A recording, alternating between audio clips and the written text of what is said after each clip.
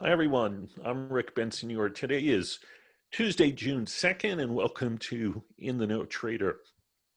Well, as we record late Tuesday morning, the S&P is up about 4 points. The U.S. 10 years trading at about 67 basis points, which is where it's been plus or minus, I guess, about 10 basis points from there for over a month already. Crude oil is up about $1 or so today. And let's see, gold. Well, gold's taking a hit a little bit now. Gold futures down $8 as we talk. So today we'll do our general market commentary. We're going to spend some time taking a look at Bollinger Bands this week and kind of how I use them, which may or may not be how you do. So I figured I'd spend some time on that. And then we're actually going to take a look at a subsector within the industrial space, and it's the chemical space. And why'd I pick that? One is it's not one talked about very often. And secondly, since the March 23rd bottom, the Dow Jones U.S. Chemical Index has risen about 1,000 basis points, or 10% more than the S&P has. So it's been quite the outperformer since the market bottom. So I figured we'd take a look at a bunch of well-known names within the space to take a look at what their charts are saying and whether or not there's still room to go, or because they've rallied so much, is it time to take some profits in them, or just simply not buy them then, at this point in time. So that's the three pieces of today's show. And just a reminder to contact me. It's rick@intheknowtrader.com. And of course, if you want to get market analysis and key support resistance levels across the major asset classes, as well as a new ETF trading idea each week, you can sign up to be a client of In the Know Trader at intheknowtrader.com and just find the sign up tab, and you'll get all the information you need there. Let's start off, as we often do, comparing the last 2 weeks in relative performance within the 11 macro sectors of the S&P. And look, as I paste and clip these each week, you can see the center lines don't line up, but what we want to look at is the differential in movement. And I tend to highlight any sector that's moved more than 1% in the prior week versus the S&P. And what's interesting this past week, which is on the right side through last night's close, relative to that same time period, but through last Monday night, here on the left side, year to date, is that of the 11 sectors, we've got 1, 2, 3, 4, 5, 6, 7, 8 of them. Did I count right? No, 7 of them actually increased their relative performance to the S&P in the last week, and not a single one fell more than 1% in relative terms. So in many ways, this was a catch-up week because most of the sectors here that we've highlighted are also underperformers. So they are now less underperformers, and consumer discretionary gained just over 1%. Here, interesting, and we're going to look at, as I say, industrials a little bit. Last week, they trailed by 13.36% as of last night's close, only by 10 point, I think that says 6.9. So it picked up a good 2.5% or so. So it's been a good week for industrials. The material sector also gained a couple of percentage points relative to the S&P.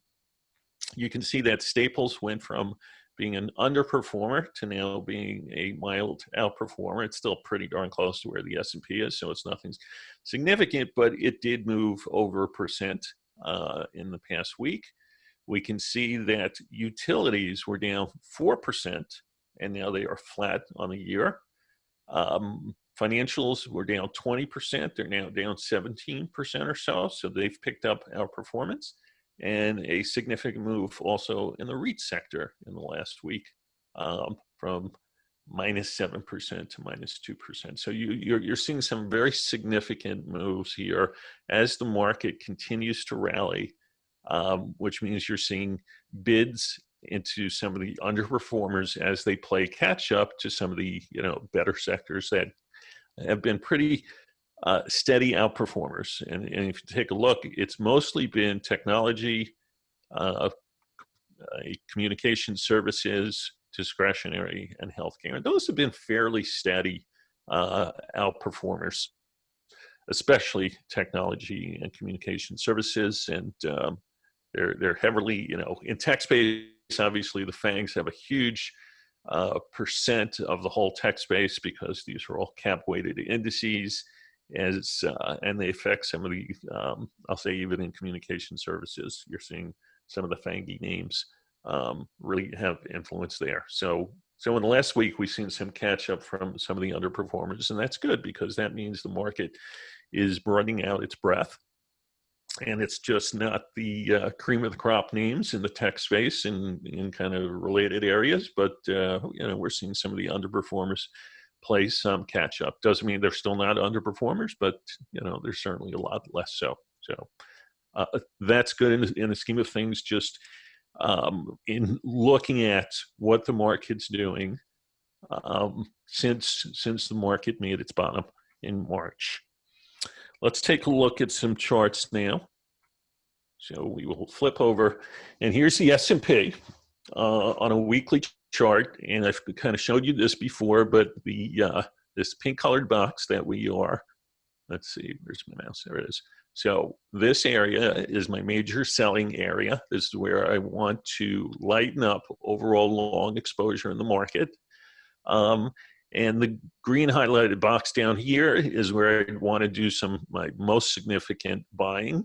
I think I may raise this a bit in coming weeks or at least the top end. There is some other levels that I'm looking at that if we got a pullback, I would probably do some buying in. But as of now, I'll still label this kind of just shy of the 2,600 level, down to, I don't know, where is that, 2460 or so, something like that, as the major buy zone.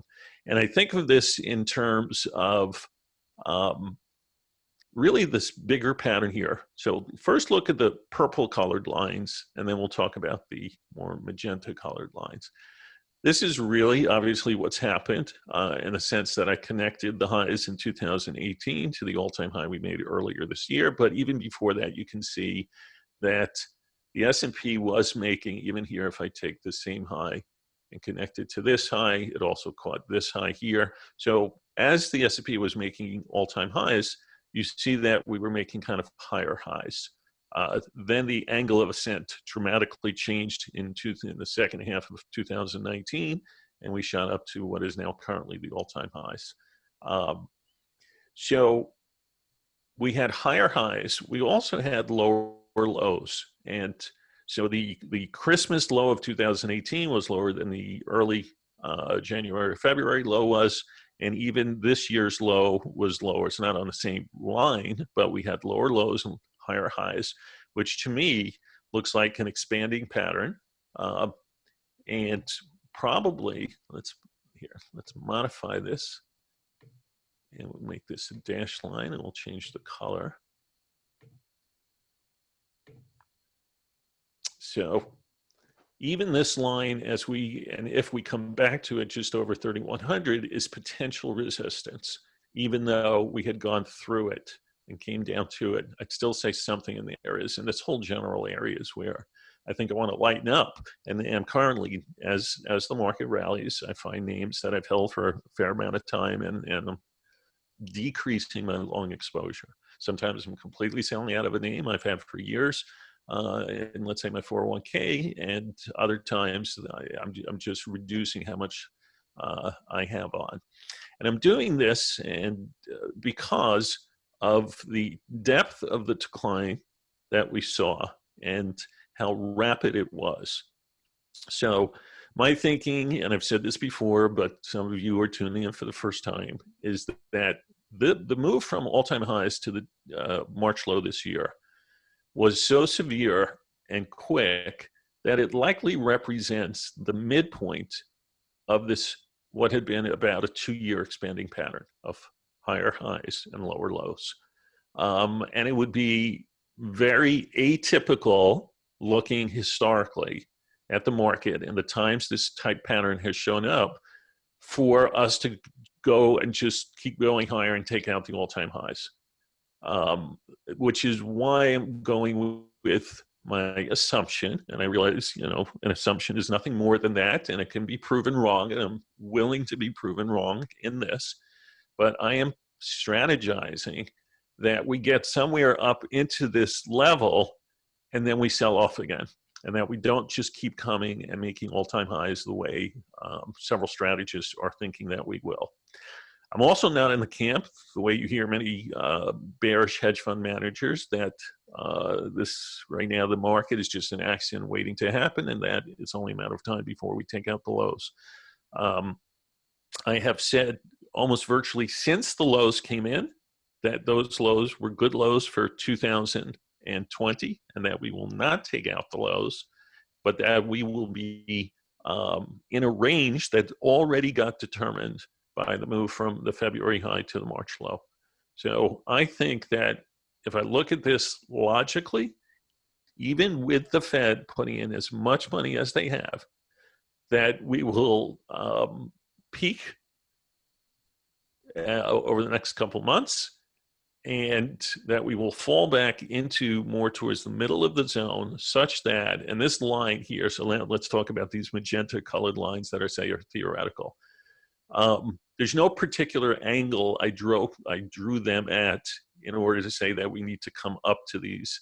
I'm simply saying that I expect that we will have lower highs made, and that we will not take out this low, and that at some point we will sell off and make a higher low, which to me says if this pattern took 2 years to make, which it did, it would be extremely uncommon in the annals of history of the market that we were to just keep going without making some high and pulling back towards the middle of this whole trading range, especially for the balance of the year.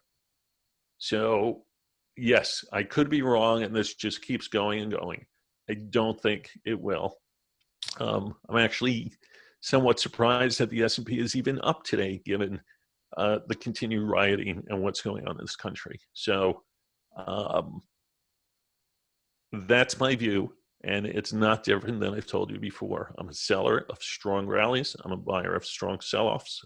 Again, I may adjust where this zone is in the future, but we are into the thick of where I expect this market to top, which is, let's say on the downside, I started about 29.90 all the way up to 31.75, so 185 points, which is, I don't know, let's just say somewhere between 5 and 6% of the entire range up here, and then again buying over a couple hundred points on the downside. That's my S&P call. I quickly want to take a look at here's the 10-year, again just going sideways. Well, I actually want the cloud in there, because you can see now the cloud is potential resistance. We go a little more sideways, it could actually end up being support if we start building a base onto it. But I still think you got to get above 76 basis points properly, which is with a qualified and confirmed close, in order to then target about 97 or so. And otherwise, this is, you can see for 2 months now, the bonds have done absolutely nothing. Let's take a look at, here's the Ibb Etf. So these are biotechs. We're still stalling against what had been the all-time highs from 2015. We poke through, and some people said this is the dawn of a new day, and a major breakout. If anything, if you look at the candlestick and you look at last week's pattern, this could potentially be a high, and we're still down this week. So I'm not a buyer of biotechs up here. If anything, I may reduce some exposure. And let's see, anything else here of note we've done? Well, here, let's just gold stocks. Let me take these off for a second. So switch this to a monthly chart, and we got the major breakout here into the upper 30s. This was the first target. We told InnoTrader clients, even though we were long, you may want to trim a bit here because it should pull back to 33.5. That's what it has done.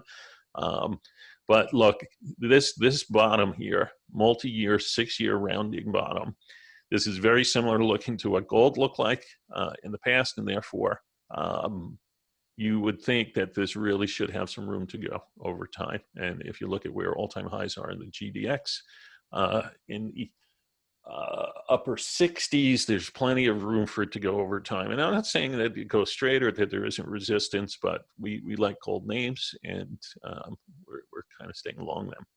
Okay, now let's switch to, I'm going to go back here. We're still going to use the same chart. I'm going to take the trend line off. We're going to look at a weekly time frame.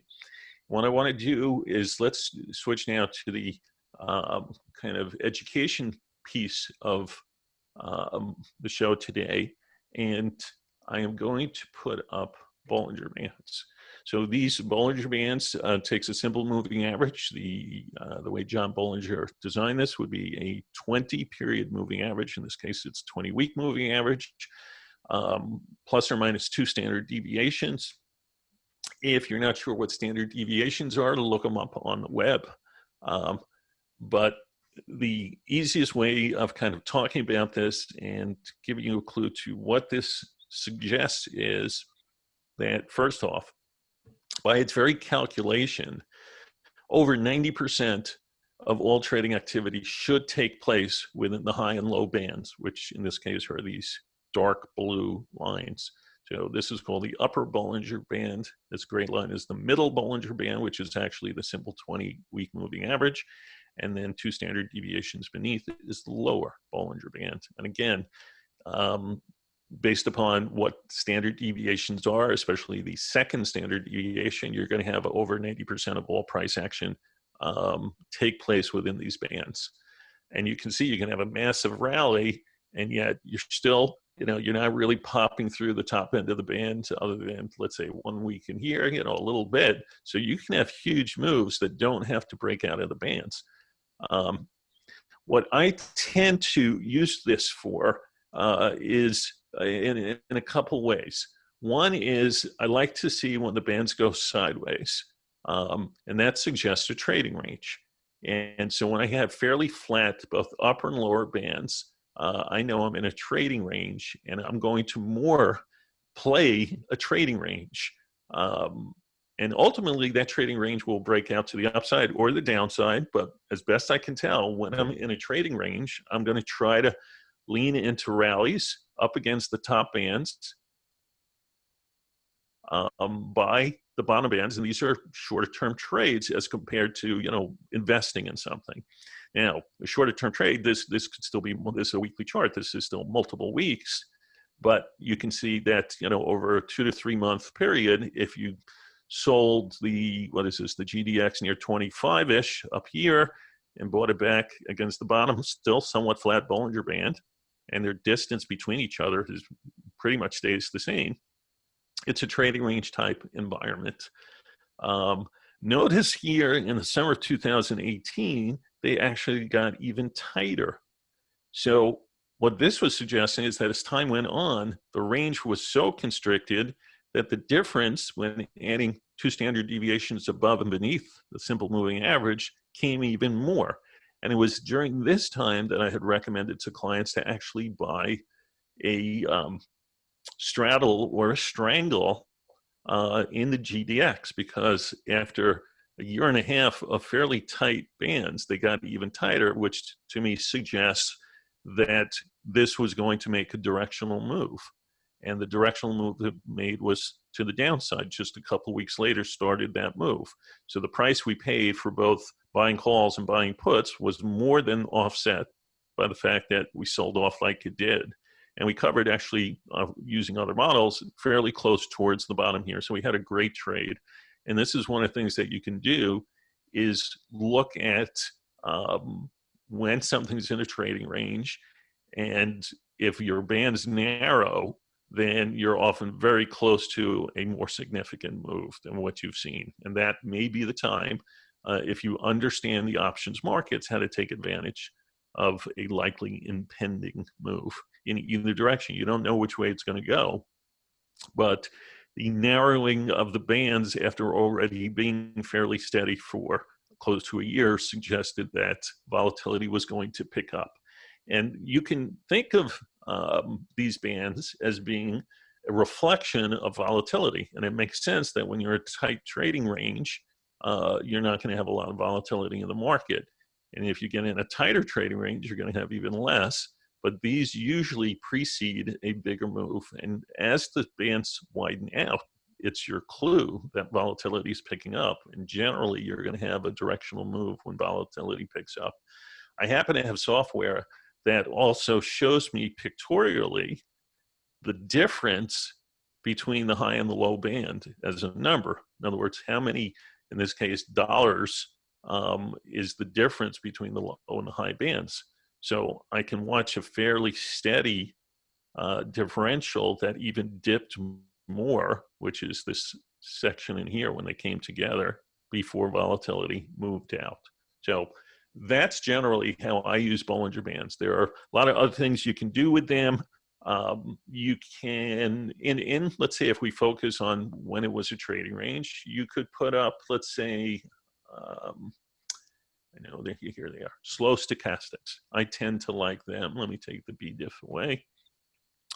So I use 9, 5, 3, and 3 as the 4 input values for slow stochastics.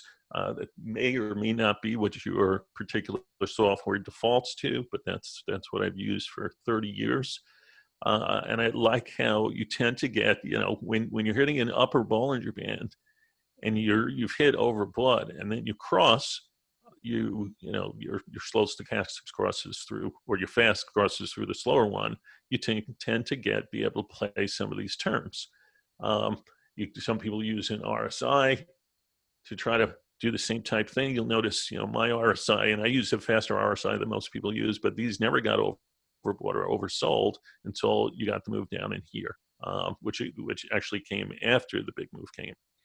So anyway, there are other ways to use this, but that's, I like to look at these in terms of volatility and when to kind of buy and sell vol. And again, it's for people, you need to understand the options market. Okay, that's our education sector. Let's again now move to looking at some of these chemical names.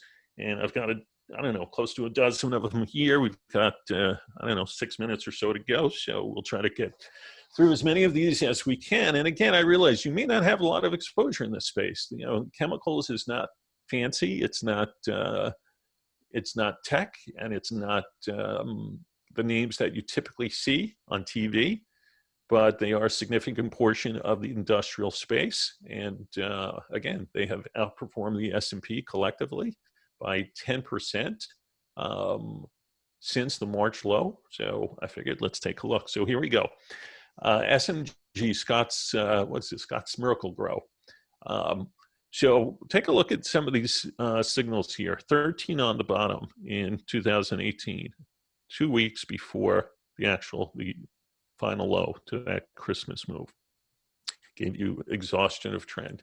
There's a 13 in here that gives you exhaustion of trend for half a year. There's a 13 in here early that actually you're selling the all-time high, or at least certainly not to be a buyer. Then we fall into the March lows, and now we've come all the way back, and we're on 9 counts, and we're on an 11 count on an aggressive sequential towards a 13, which to me says it's probably late in the game to be a buyer. So if I was long these names, I wouldn't mind taking some off. And I also see, just kind of on a bullish sense, that a couple of weeks ago, I guess it was last week, we went beneath 137.99. That's the bearish propulsion level, but we closed above it, so that is not broken properly. But if we get a couple of closes underneath there, Friday closes, that is, then I'd say that this has a chance to get down to 124. which would be the propulsion exhaustion level. So I'm not a big fan of putting money to work now in SMG. Next is FMC Corp, ticker FMC. And you can see that Scott's Miracle-Gro is much stronger in the sense that it just made new all-time highs. FMC has not made new all-time highs. So take a look here, 13 bottom in the middle of 2019, 13 on the top this year. We sell off, we've come back, we're on a 9 count, similar to Scott's Miracle-Gro, just in a count. We're both on 9s here. So same type thing. I'm going to tell you, and this kind of matches into if the highs were made earlier this year and we've had this much of a bounce, I'm not being a buyer here. I'd much rather be a buyer down here towards like a propulsion bearish level that maybe doesn't get kicked into place. So I rather buy near 87 than 99. What do we have next here? Airprox, APD.